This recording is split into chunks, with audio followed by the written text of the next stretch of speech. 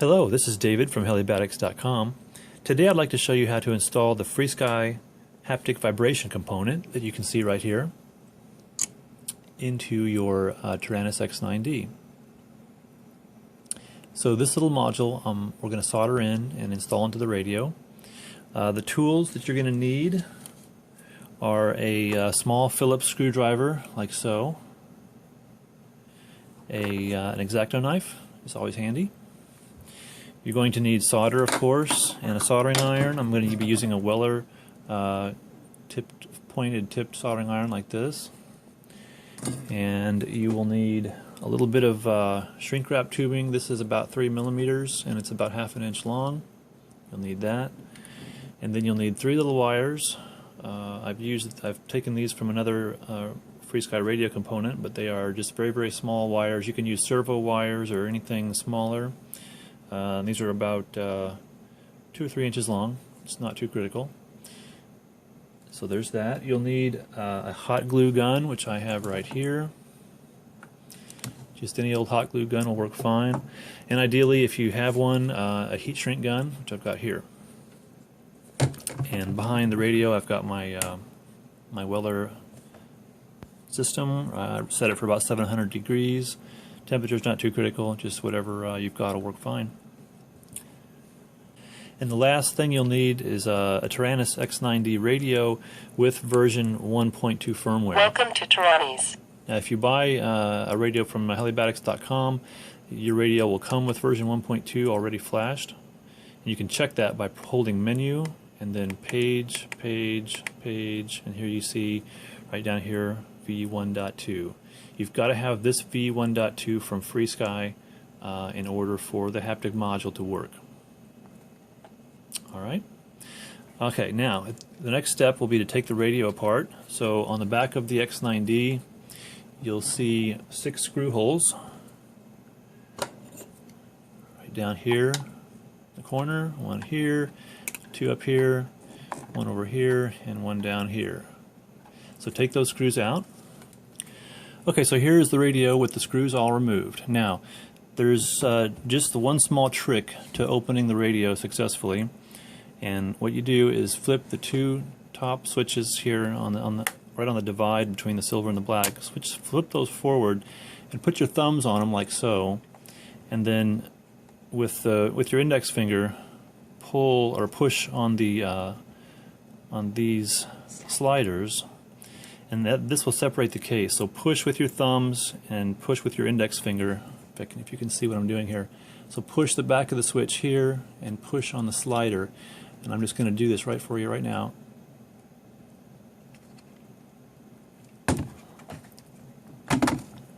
There. And the radio will just pop open in two halves like so. Now, the back half of the radio is where we're going to put the haptic module. So you can see right here, this screw and this screw. We're going to take these out, and this is where the haptic module will go. So just remove these 2 screws, and then we're going to come back in a second and I'll show you how to prepare the haptic module. Okay, now here we've got the haptic module.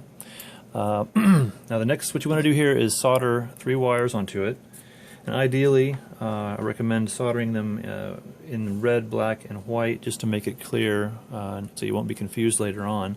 And of course refer to the manual. You can get the manual for the haptic module off of helibatics.com or off of the FrSky website as well.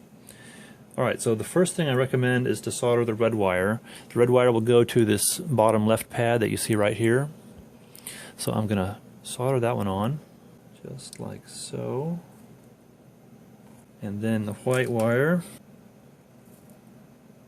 And last but not least, the black wire.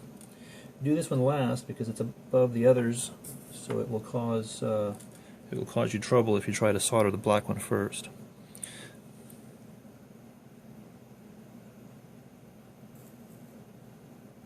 And there you go. So now your haptic module is ready for installation into the X9D.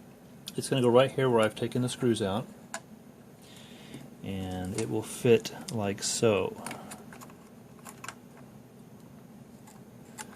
There we go. It'll go down in here just like that.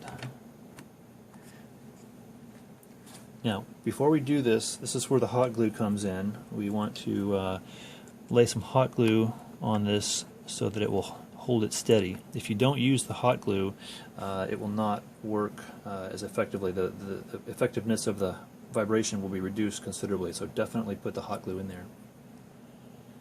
Okay, so I'm going to put the hot glue in now and then install the haptic unit. This needs to be done quickly, otherwise the hot glue will dry too fast.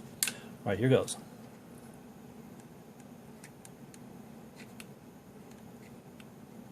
Alright, there's the hot glue. We're going to quickly get this on here.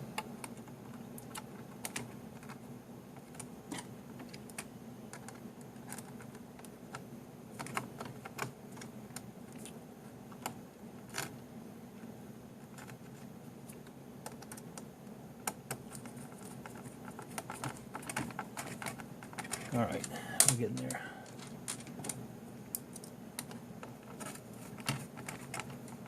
And make sure you push the motor wires out of the way there so that they don't get pinched by the screw. That's basically all there is to it. That is an installed haptic module. Now once the hot glue, you'll see it, the glue squirting out here. Once the hot glue dries, if you want to clean that up, you can take your X-Acto knife and just give it a little slice along the edge here. And there, it looks all clean and professional now. Almost. There's a little spot. Okay, so anyway, there we go. And that's how you install the haptic module. Okay, now we're going to discuss where the wires go. If you refer to the instruction guide, the red wire needs to go to the left of R10. R10 is this tiny little surface mount resistor right here. We're going to solder on to the left side of this for the red wire. Then for the ground wire, the black wire, we're going to hook to the left side of D5, which is this right down here to this point. And then for the signal wire, which is the white wire here in this case, it's going to go to the 7th wire in this harness right here. So we're going to count over 1, 2, 3, 4, 5, 6, 7. Okay, sorry about that. I went out of the frame of the camera. But this is the 7th wire that I was referring to. We'll be removing this wire from the wiring harness and hooking it to the white wire here. Alright, now before we start soldering, I wanted to take this connector out. I've already loosened it, but I just wanted to show you this. So this is the connector they're referring to in the manual where you're looking for the 7th pin. So we count over 1, 2, 3, 4, 5, 6, 7, and that's this white wire right here. So what we want to do is remove this wire from the header, and if you have an X-Acto knife like this, you can just carefully reach in here and pry this up, and if I can get it, and oh, there we go, and that'll just pop out of there just like that, and we'll solder our other white wire to this. Alright, right here I've got the red wire on the left side of R10, and I'm just going to touch it with a little bit of solder, and that's it. Now I have put a little bit of flux on the end of the wires first to help make them stick, but that was all I did. This one's pretty easy since it's a big target that we're heading for. So just put this to the left side of D5. And there we go. There's your ground. Before you solder these together, you want to put your heat shrink tubing on one side of this. I'm just going to go ahead and put it on this side. It's better to put your tubing on this side because this will tell you if it's too small to go over the connector. So mine's plenty large. Now, just put your white wire into this little connector. Something like so. And we're going to get some solder.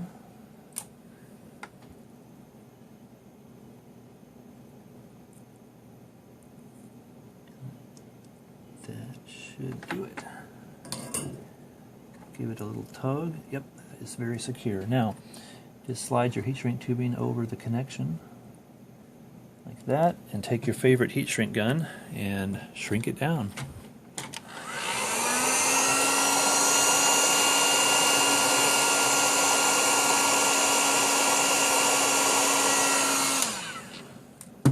And there you go. We're wired up. Now, be sure, I have unplugged the center wire here just to make it easier. So be sure you plug back in everything you disconnected, and put your radio back together. Put your 6 screws in the back. Make sure that your sliders are securely and squarely seated into the back of the case, like this. Kind of push on them. And on the front half of the case, make sure that your 3-position switches are securely pressed forward into the front side of the case. All right. Then you can just check your wiring, watch your wiring as you put the clamshells back together. Make sure nothing. You can kind of push these down to make sure they don't catch up in the gimbals or anything. And just put them back together and put the screws in. Like that. It may take a little squeeze, but there you go. It's all going back together just fine. So put your screws in, and then we'll test it. Alright, so here we are. I wanted to mention, I forgot to do this earlier, these instructions and this guide is only designed for the Taranis X9D version B01, as you see on the back here. If you have an A version radio, an A01, then you can install it, but it's going to be a little bit different instructions, and we don't have those at the time. Just contact us if you have an A version radio that you wish to install the haptic module into. And then just to make it clear so that you know what it all means, if you open the module compartment, in here you'll see A01 US HB and then April 12th, 2014 in this case. And this means that, I'll get it so you can see it. There we go. What this means is that this is an A01 US radio for the US market. HB is the dealer, so that's Helibatics in my case.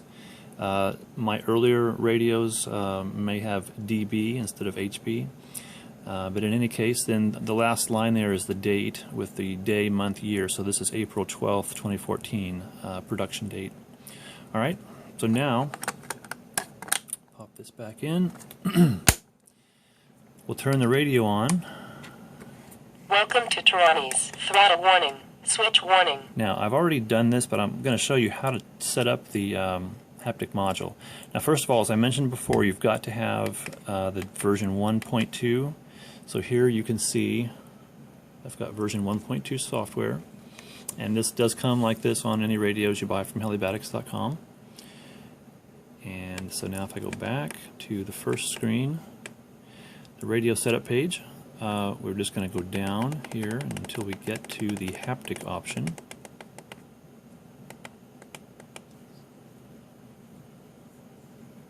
Alright, here we go. Now, when you first come to this, it's not going to be all. It's going to be set to no key, I think. You can, of course, set this however you want, use it as an alarm or whatnot. But if you turn it to all, then it's going to basically happen every time you press a button. And for the mode, I recommend you go all the way to the right, whoops, like this.